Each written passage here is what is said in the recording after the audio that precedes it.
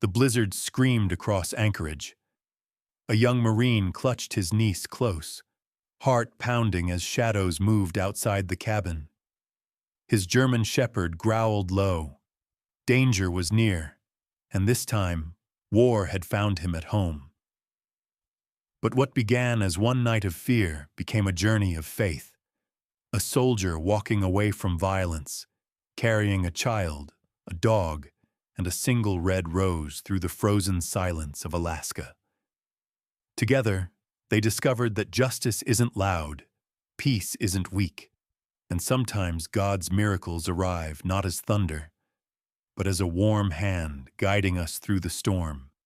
If this story touches your heart, tell us where you're watching from, share your thoughts in the comments, and subscribe to our channel so you don't miss the next tale of faith, courage, and second chances. Winter in Anchorage. Alaska did not simply arrive. It stood still, breathing mist over the frozen bay like an old sentinel who had forgotten how to rest. The world was a muted painting of white and silver, interrupted only by the rhythmic crunch of boots pressing through the snow. Sergeant Evan Brooks, 30 years old, walked with a measured calm, his posture precise yet unpretentious, the quiet discipline of a Marine carved into his movements. His face bore the clean, angular strength of someone who had seen both the beauty and brutality of service. Short-cropped chestnut hair dusted by frost, a faint scar cutting just above his right brow, and eyes the color of storm clouds that never quite cleared. He wasn't tall enough to be imposing, but everything about him suggested steadiness. A man shaped not by pride, but by endurance. Beside him trotted Scout, a 5-year-old German shepherd with a thick winter coat of sable and cream, his fur dusted with snow like powdered ash. His amber eyes flicked constantly between his surroundings and his handler. Every few steps he'd glance up for reassurance, as though confirming the world was still right as long as Evan was near. A faint patch of gray marked the bridge of his muzzle, a badge of years spent beside gunfire, desert wind, and the unfamiliar peace that came after. Scout had once been trained to track insurgents across sand and ruin, but now his most sacred duty was simpler: to guard the man who had saved him when the world didn't need soldiers anymore. On Evan's left, a small mittened hand clutched his fingers tightly. Lily Brooks, his 6-year-old niece, bounced through the snowbanks with the unsteady grace of a child who still trusted the world to be kind. Her hair, the soft brown of cedar bark, was tied into a crooked ponytail by a red ribbon. Her cheeks glowed with the blush of cold and laughter, and in her other hand she held a single red rose, fresh, alive, trembling in the frigid air. "Uncle Evan," she said, looking up, her voice muffled behind the scarf wrapped twice around her chin. "Why do people fly off the ships in movies?" Evan's lips lifted into a quiet smile that was more ache than joy. "Some do fly, Lily," he said softly, "and some just make sure others can." His tone carried something weightier than words, an echo of sand, steel, and the sound of friends who didn't come back. Lily's gaze softened, though she didn't fully understand. Children often feel truth before they can name it. They reached the naval pier where the city gathered for the winter inspection ceremony. A modest event compared to wartime parades, but to Anchorage, it was tradition. The air smelled of salt and diesel, and the metallic thrum of the harbor merged with the faint hum of helicopter blades prepping for drills in the distance. Sailors in dress blues lined the deck of the USS Harrington, their boots striking in perfect rhythm. The sound reminded Evan of barracks, mornings, the heartbeat of duty before dawn. Among the officials stood Mr. Walter Bradford, a city liaison in his late 50s, tall and slightly overweight, his white overcoat buttoned tightly against the wind. His nose was sharp, his smile sharper still, the kind of man who mistook volume for authority. He approached the gathered crowd with the pomp of someone used to applause. Spotting Evan, he chuckled, his voice carrying too easily. "Sergeant Brooks, isn't it?" He gestured at the mop in Evan's bucket, part of his current maintenance duty during base inspection rotations. "How many did you take down before the snow made you trade your rifle for a broom?" A ripple of uneasy laughter broke among a few onlookers. Lily froze, her little hand gripping tighter until Evan felt her pulse hammering through the wool. Scout's tail stiffened, a low growl rumbling deep in his chest. Evan didn't flinch. Years of restraint had taught him that silence could speak with more honor than rage. He crouched down until his eyes met Lily's. The steel in him melted. "I don't count what I took," he said, his voice calm and low. "Only what I brought back." He paused, a breath forming a cloud in the cold. 31 souls came home. The laughter died, swallowed by the wind. Somewhere, a gull cried, a harsh, echoing sound that faded into the wide silence. Lily blinked up at him, her brow furrowed, then broke into a shy smile. "Then I'll give you one more," she said, lifting the rose toward him, its petals trembling. "So you can keep counting the ones who get home." Evan took the flower carefully, as though it were a medal carved from memory.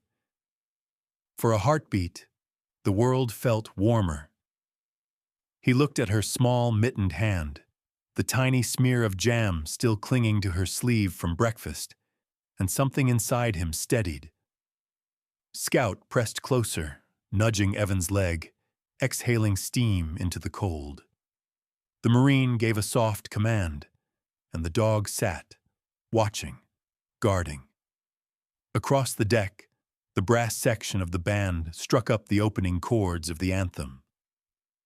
The wind carried the sound unevenly, sometimes bold, sometimes lost in the crash of distant waves. Flags shivered against their poles. Among the officers walking the inspection line was Colonel Grace Bennett, a woman in her late 40s, tall and composed, her uniform pressed with deliberate precision. She had auburn hair cut just below the jawline and eyes as sharp as ice over deep water. Grace had the kind of beauty that came not from softness, but from certainty. The years had etched faint lines at the corners of her eyes, the kind drawn by worry, not vanity. She noticed things others didn't: the slight shake in a salute, the faint tremor in a soldier's breath before ceremony. As she passed, her gaze lingered, briefly, on the young Marine kneeling beside a child, holding a rose like a relic. She knew that posture, shoulders squared out of habit, not pride, spine aligned not to impress, but to endure. It was the kind of bearing born from battlefields that never make the news. She recognized the look in his eyes, a man who had seen too much of life's edge and decided to live quietly on the safe side of it. Grace said nothing. She only gave a nod, small, private, unseen by others. The anthem ended. People clapped, but the applause sounded thin, awkward after the earlier tension. Bradford mumbled something about weather and schedules, then moved on, his laughter already searching for new prey. Lily tugged Evan's coat sleeve. "Was that man mean?" she asked softly. Evan shook his head. "No, just someone who forgot how heavy words can be." Lily thought about that, then nodded as if adding it to her own quiet list of truths. For a long moment, the three of them, Evan, Scout, and Lily, stood facing the bay. The ice shifted below the pier, groaning softly under its own weight. Evan closed his eyes, letting the cold sting his lungs. Peace wasn't absence of war. he thought. It was learning to carry it gently. Scout nudged the rose in his glove with his nose. Lily giggled, and for the first time that day, Evan smiled without remembering pain. When the ceremony ended, Grace watched from a distance as the Marine lifted the little girl into his arms. Snowflakes landed on his shoulders, melting instantly on the heat of his uniform. The child pressed the rose to his chest. It was such a small act, but Grace felt the truth of it settle deep within her. The kind of truth that reminded her why she had stayed in uniform all these years. In that frozen port, among medals, flags, and rehearsed salutes, the only gesture that truly meant anything came from a child's hand.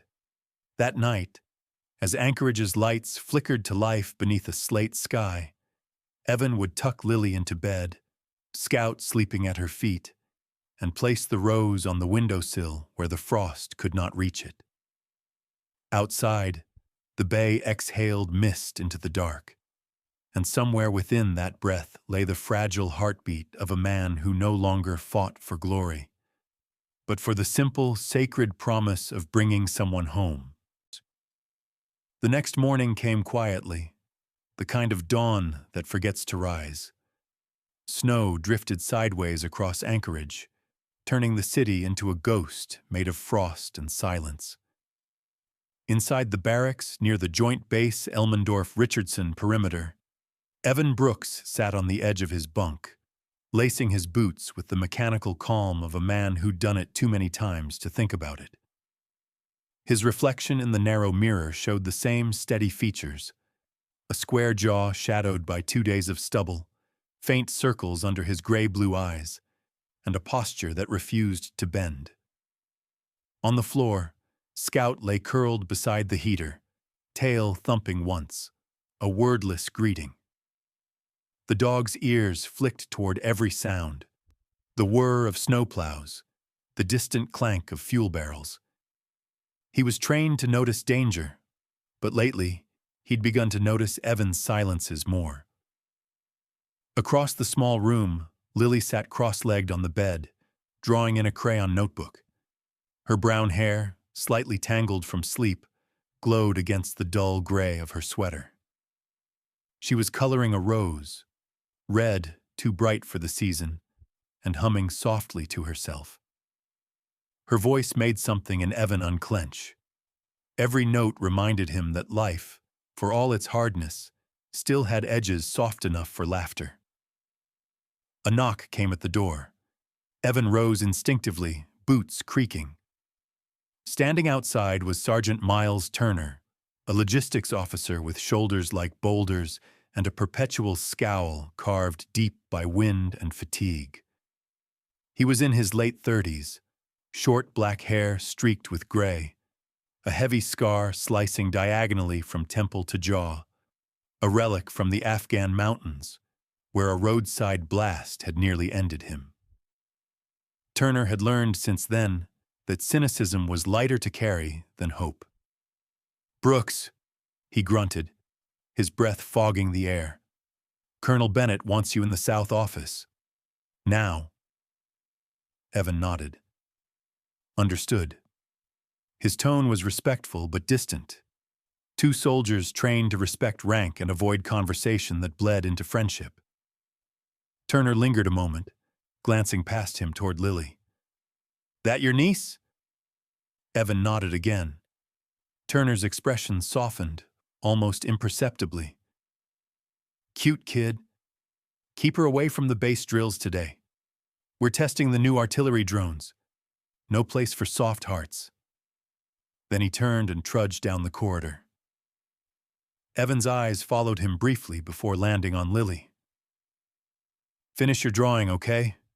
Scout will stay with you." The little girl nodded solemnly, clutching the crayon like a promise. Scout barked once, as if confirming the order. The South office sat on the edge of the frozen runway, where the hangars cast long gray shadows over the snow. Colonel Grace Bennett stood near the window, a porcelain cup of coffee steaming in her hand. She looked the same as yesterday, tall, deliberate uniform pressed with exacting neatness. But there was a new tightness in her shoulders, as if the silence itself were something she had to command. "Sergeant Brooks," she said, turning. At ease. Her gaze, calm but probing, studied him for a long moment before she gestured toward a chair. "You made quite the impression yesterday." Evan remained standing. "Wasn't my intention, ma'am." Grace allowed a faint smile. "It rarely is. But you know how rumors travel. People love a mystery more than a medal." She turned back to the window, the white world outside reflecting faintly in her green eyes. "There's talk about your record, about why a Marine with your experience is pushing a mop in a maintenance rotation." Evan said nothing. The muscles in his jaw shifted once, a small betrayal of emotion. Grace continued. "I don't care about gossip, Sergeant, but I do care about security, and about the fact that you've been followed, by your past, or by something worse." She set down her cup. "Last night, a civilian was found inside base perimeter fencing. No ID, no prints.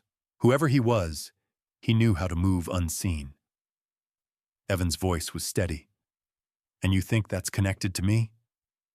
Grace looked at him, then sighed. "I think peace makes enemies as easily as war does." She paused. "Be careful, Sergeant, for your sake and for that child's." Outside, snow began to fall heavier, the flakes thick like feathers torn from angels.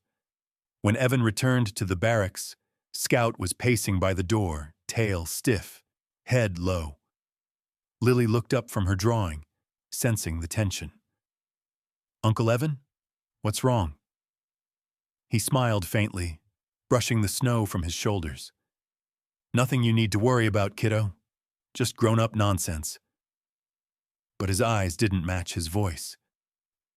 That evening, the base cafeteria buzzed with muted conversation. Soldiers in wool caps and heavy coats gathered in clusters, trading jokes that sounded too practiced to be funny. Evan took his tray to a corner table near the window. Scout lay under the bench, alert as ever. As he stirred his coffee absently, a voice broke through the noise. "Sergeant Brooks, right?" He looked up. The speaker was Dr. Olivia Reyes, the base's civilian psychologist, assigned to monitor post-service integration. She was in her early 40s, short with olive skin, sharp cheekbones, and soft brown hair pulled into a bun that always seemed one pin away from falling apart. Her eyes, dark and gentle, had the calm persistence of someone who had spent her life listening to pain until it confessed. She set down her tray opposite his. "Mind if I sit?"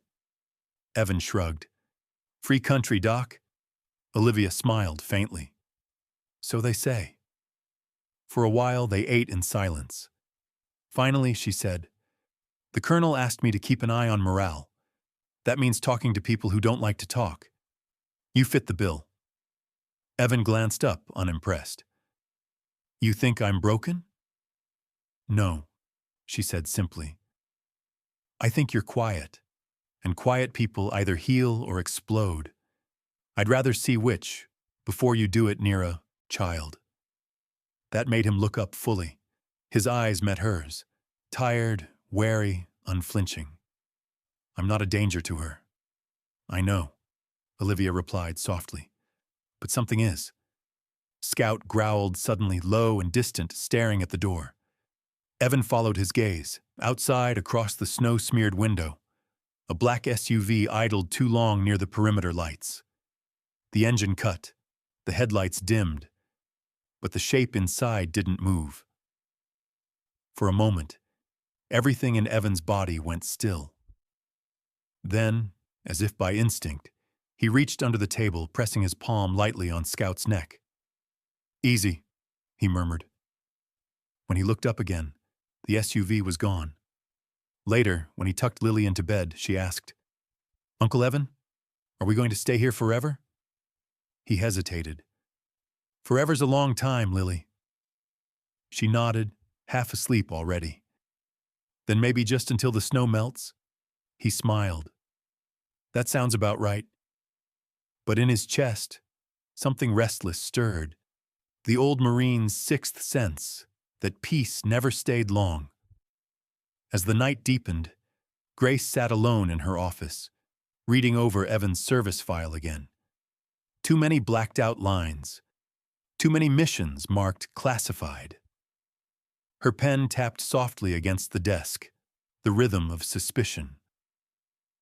When the phone rang, she hesitated before answering. A male voice came through, smooth, practiced, dangerous. "Colonel Bennett, I'm calling from Central Command. You've got a ghost on your base. Sergeant Evan Brooks. Keep him close. Don't let him vanish again." The line clicked dead. Grace stared at the phone, then out the window where snow still fell endlessly, covering every truth the way it covered everything else. With silence. That same silence echoed in Evan's quarters as Scout lifted his head suddenly, ears pricking. Outside, footsteps crunched faintly in the snow. Too light to be a soldier, too late to be routine. Evan's hand moved quietly toward the small pistol hidden inside his duffel. He didn't rise. Not yet. The soft sound stopped right outside his door. Then, nothing. Only the long-drawn breath of winter. He whispered, barely audible, "If you're out there, don't make me remember how." The wind answered by rattling the window once, as though in warning.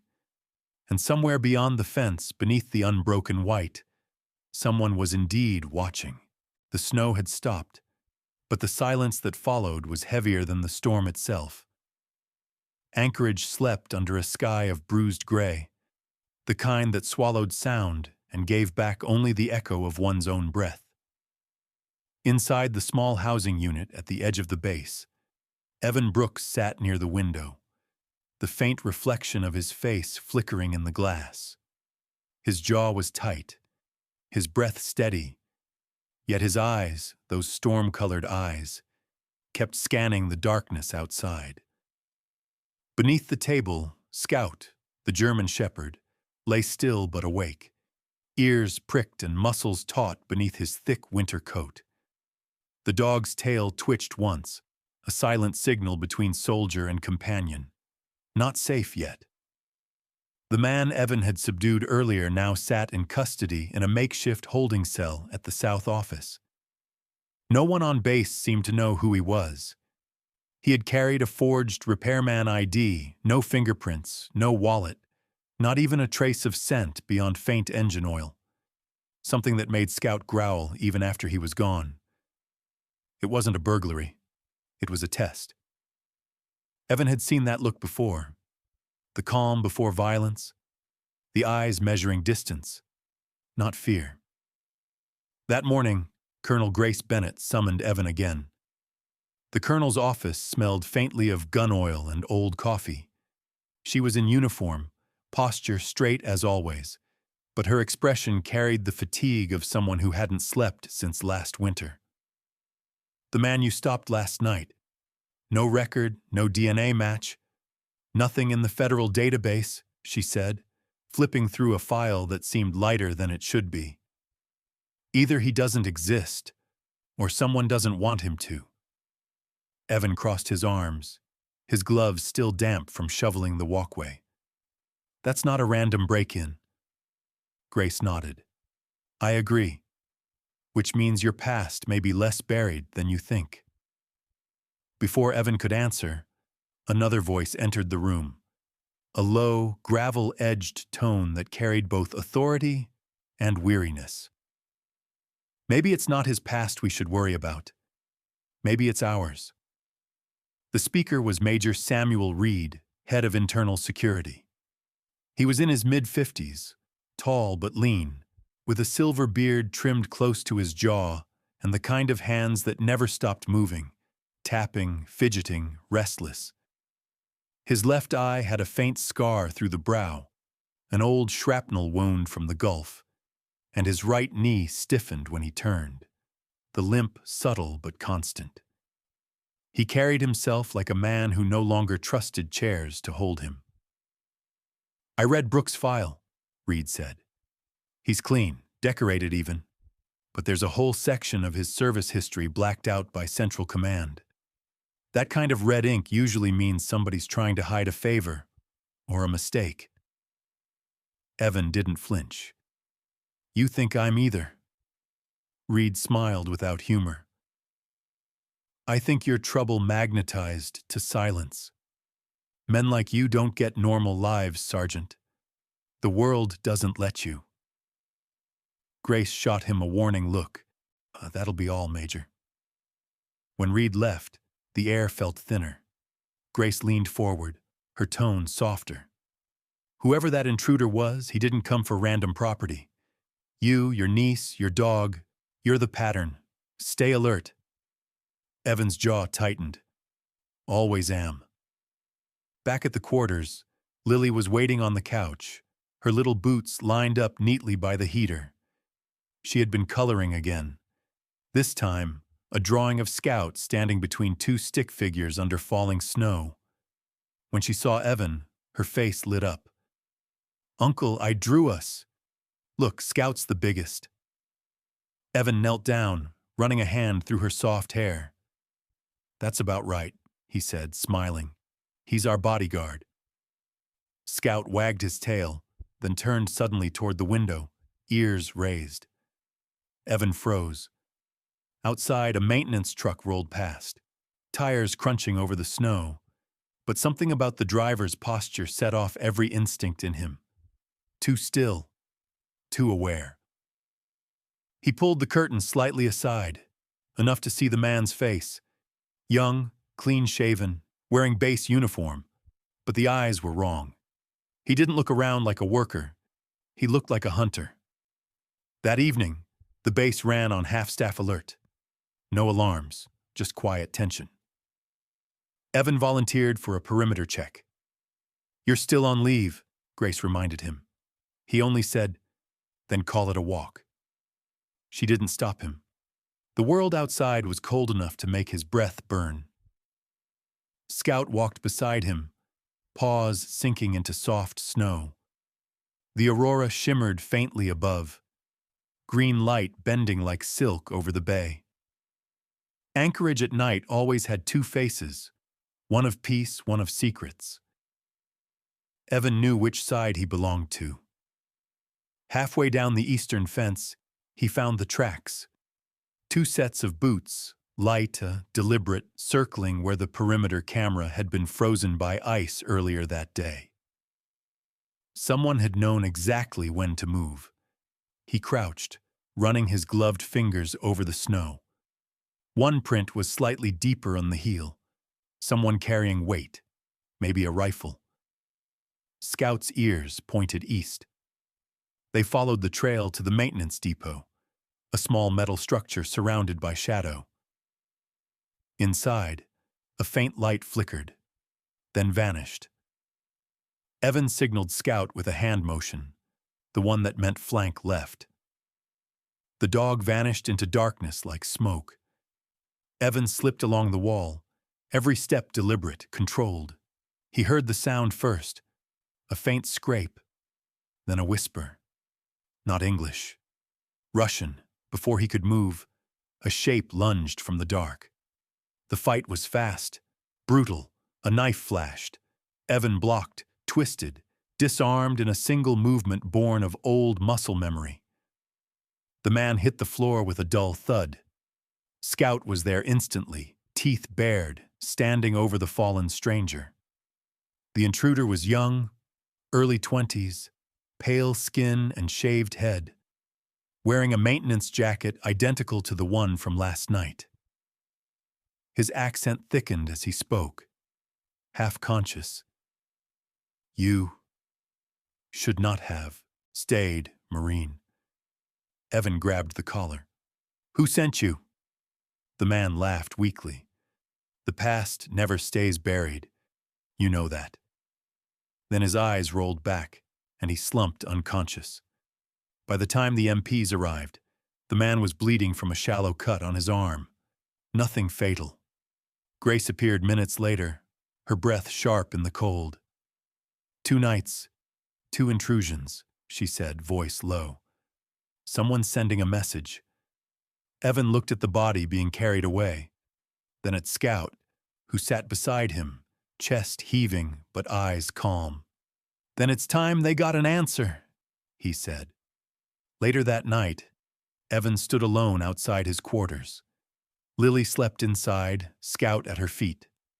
The sky above him pulsed faintly with aurora light, painting the snow in green and silver. He took the rose Lily had given him days ago, now dry but still whole, and placed it on the windowsill. "We protect what's worth keeping," he murmured. His reflection in the glass looked older than 30, like a man trying to keep peace from shattering. Inside, Scout shifted, ears twitching, as if echoing his thought. Evan watched the horizon where the bay met the mountains, and he knew the quiet wouldn't last much longer. But tonight, at least, the child slept soundly, and that was enough reason to stay human. The wind rose again, whispering against the eaves. Somewhere beyond the snowfields, the darkness whispered back. Morning came with the kind of light that didn't warm. It simply revealed. The sun over Anchorage hung low, a pale coin blurred by drifting frost. The base at Joint Elmendorf-Richardson awoke to the hum of generators, the clang of boots, and the quiet, lingering question of what exactly had happened the night before. Evan Brooks stood in a narrow hallway that smelled faintly of metal polish and burnt coffee, his posture straight, but his mind uneasy. His uniform was clean, pressed by habit, not pride. The bruise along his left forearm, where the Russian intruder's blade had grazed, was hidden under the fabric, yet it throbbed with memory. At his side, Scout, his German shepherd, padded silently, thick fur glistening from the melting snow they'd tracked in. The dog's ears flicked at each sound from beyond the walls, but his body stayed calm, grounded in the familiar presence of his handler. Inside the conference room, a single bulb hummed overhead, casting a sterile light over a steel table and 4 chairs. Colonel Grace Bennett was already there, standing beside a folder that looked too thin for the gravity in her eyes. She had that air of quiet command, one that didn't need shouting to be obeyed. Her auburn hair was pulled tighter today, jaw set, as if each unanswered question had added another knot to her composure. "Sergeant," she greeted, motioning for him to sit. "Let's make this simple. You did what you had to do. But now, Command wants clarity, proof of what kind of man they have walking their base." Evan sat, shoulders squared. "I'm not sure clarity exists, ma'am," he said evenly. "Not in snow this thick." Grace didn't smile. "Maybe not, but we'll find what glows underneath." She gestured toward the door. It opened with a heavy creak, and Marcus Doyle stepped in. He looked broader than the last time Evan had seen him, a man built like an oak still standing after every storm. Marcus was in his early 40s, with streaks of gray weaving through his black beard. His hands, calloused and scarred, told more stories than his mouth ever did. He wore a thick wool sweater under a faded parka, boots caked with half-frozen mud. Marcus had been part of the same rescue unit as Evan, a man who knew what it was to crawl through ice, to pull strangers from the brink, with nothing but rope and prayer. "Morning," Marcus rumbled, voice gravelly and kind in equal measure. "Brought something that belongs to you, or maybe to the truth." He dropped a thick folder onto the table, its spine cracking under the weight of photographs, reports, and hand-signed testimonies.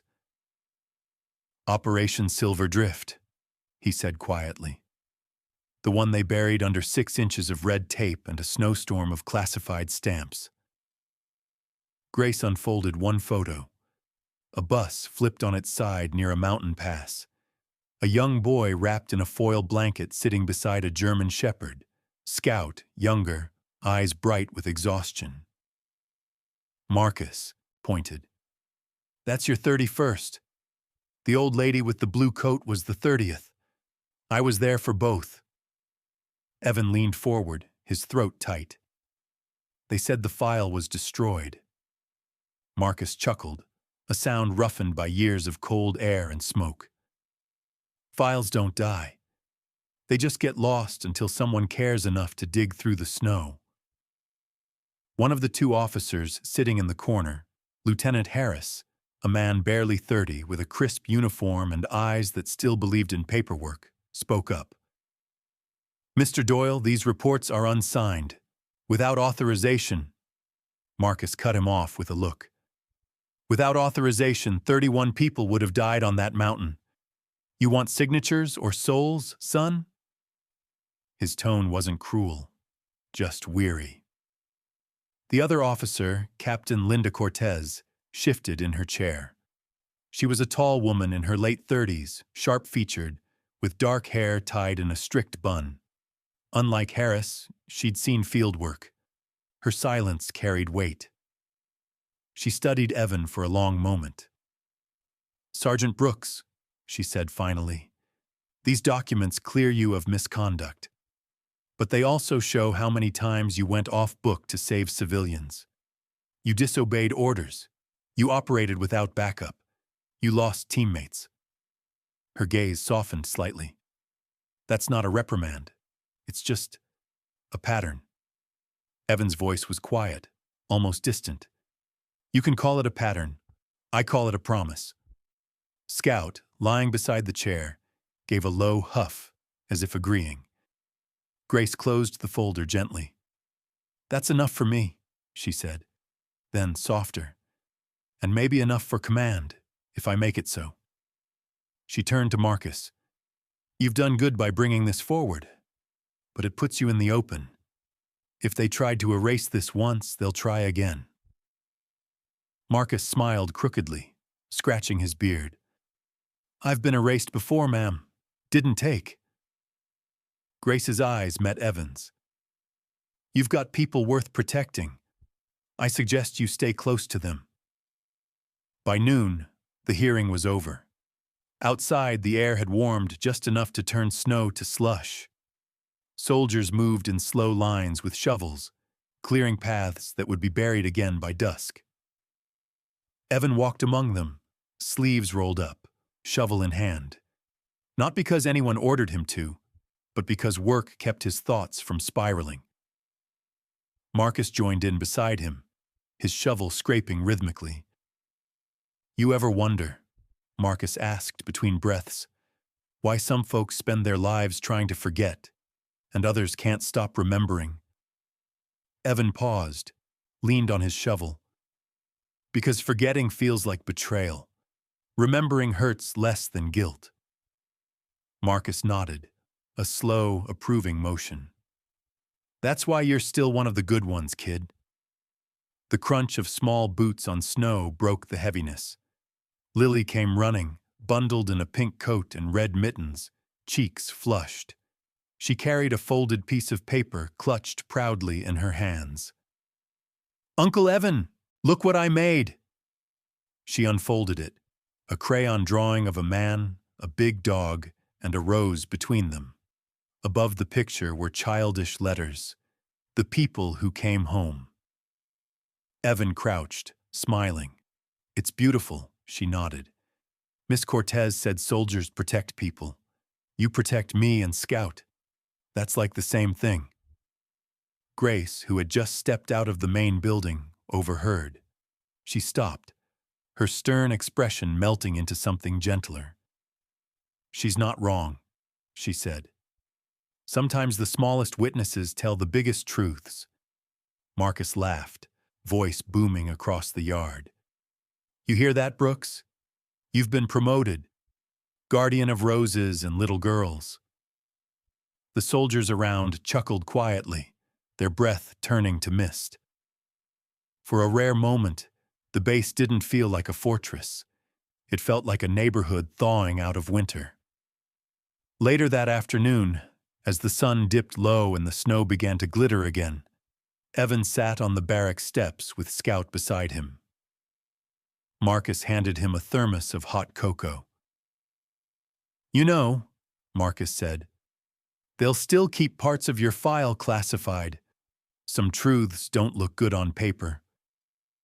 Evan took a sip, the warmth cutting through the cold. "That's fine.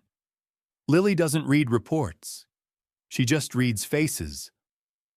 Scout rested his head on Evan's knee, eyes half closed, content at last.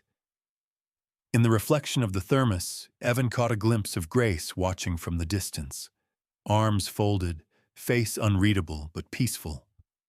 For the first time in months, the silence didn't feel like waiting for something to go wrong. It felt like rest. And in that fragile calm, amid the melting snow and laughter of a child, a man once trained for war began, quietly, to remember how to live. The morning of departure came wrapped in silence. Anchorage lay beneath a sky the color of pewter, clouds moving slow as breath. Snowflakes drifted lazily as if reluctant to fall. Evan Brooks tightened the strap of his duffel bag and glanced once more at the small wooden cabin that had been their shelter through the longest winter. His uniform jacket fit loosely now, worn smooth at the elbows. His hands were calloused from more than battle, from mending, carrying, teaching a little girl to tie her boots. His face, still young but edged by endurance, carried the calm of a man who had chosen peace instead of being chosen by it. Beside him, Lily sat on the icy steps, legs swinging, her red mittens clutching the leash of Scout, the German shepherd who looked half asleep but missed nothing. Scout's coat gleamed under the pale light, thick and noble, his muzzle dusted with frost. The dog's tail thumped softly on the wood, a rhythm of quiet approval, as if he understood that today wasn't just a goodbye, it was a turning of seasons. The sound of boots crunching snow broke the stillness. Colonel Grace Bennett approached, wrapped in a heavy navy coat, her auburn hair hidden under a gray knit cap. The years had chiseled strength, not severity, into her face. She wasn't here as a commanding officer anymore. She was here as someone who had learned to care, quietly and without permission. "You're sure about this?" she asked, stopping near the steps. "There's room for you here, a post in logistics, even housing for the girl.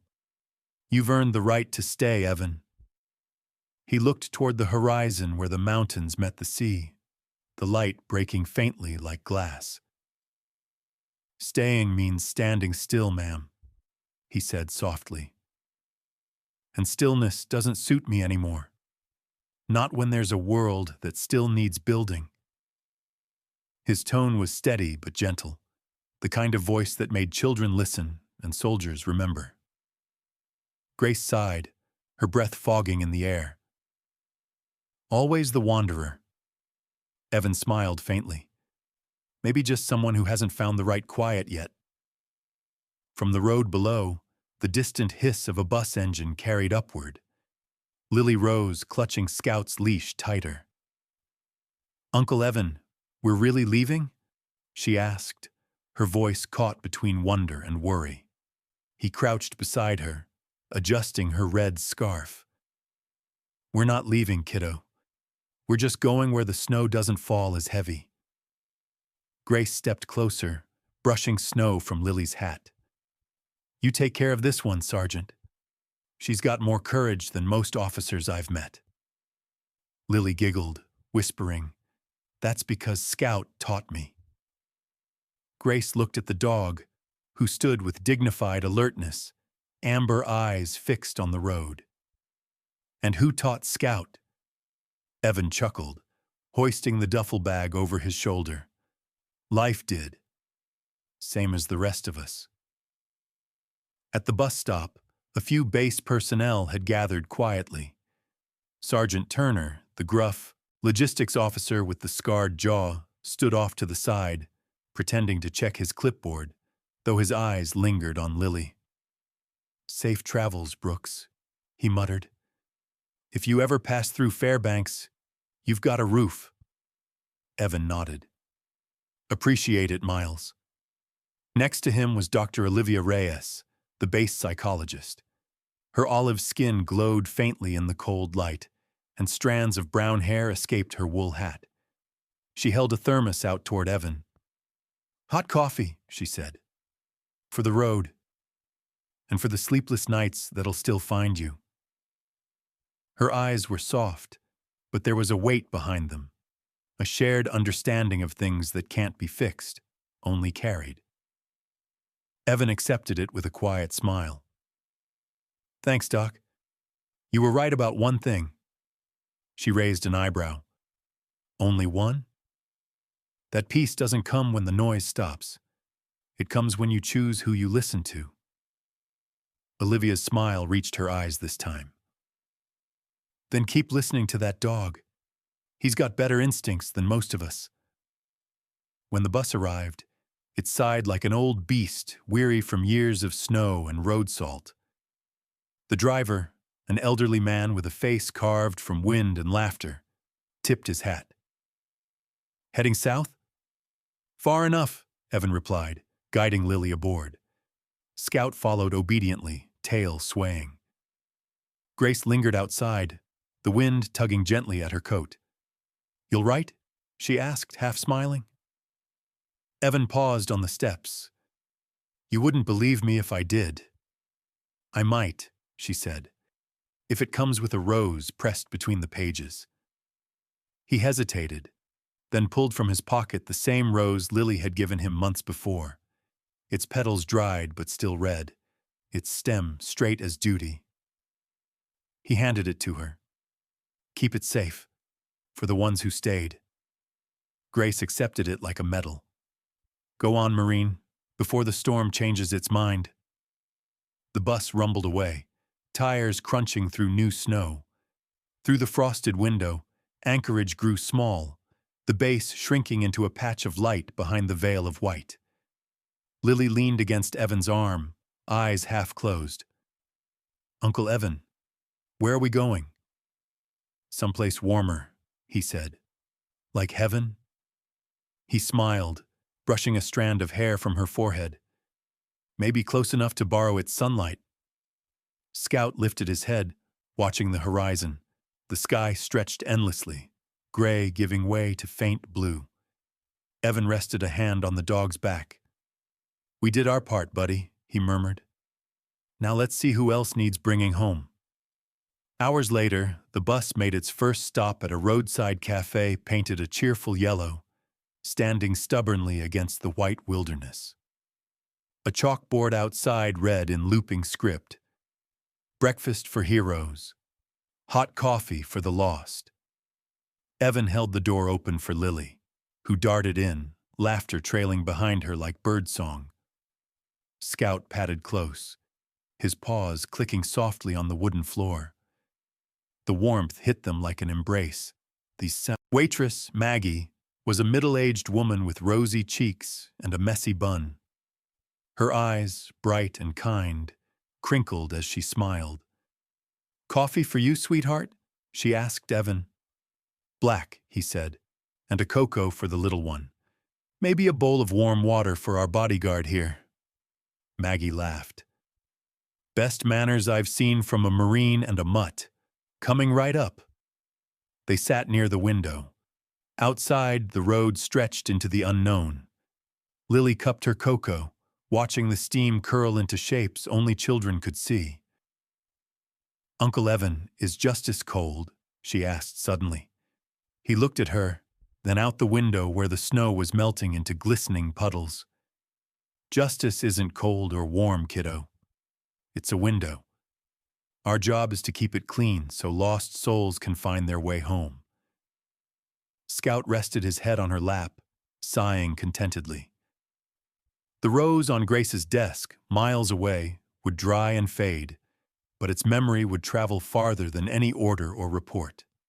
Somewhere down that long Alaskan highway, as the bus rolled on toward a new city, the world seemed for a moment simple again. A soldier, a child, and a loyal dog, all heading toward a horizon where good men still tried to make the world gentle. And in the fading light, Anchorage vanished behind them, not as an ending, but as a blessing whispered into the snow.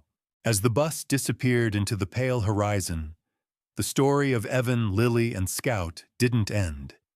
It became a quiet prayer carried by the wind.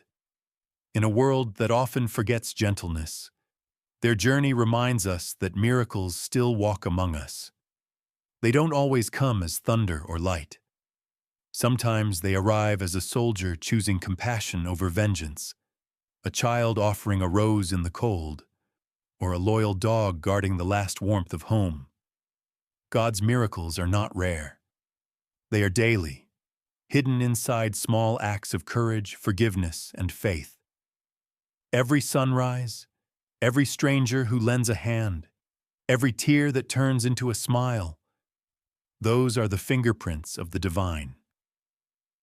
And maybe, just maybe, it wasn't Evan who protected Lily and Scout all along, but the quiet hand of God guiding their steps through the snow. If this story touched your heart, let it remind you that you too are part of God's work. Every time you choose kindness, you bring light into someone's storm. Please share this story with someone who believes in second chances. Leave a comment telling us where you're watching from, and subscribe to our channel so you don't miss the next tale of faith, loyalty, and redemption. May the Lord bless you and your loved ones, keep you safe through every season, and remind you, like the rose that never froze, that miracles still bloom, even in the coldest winter.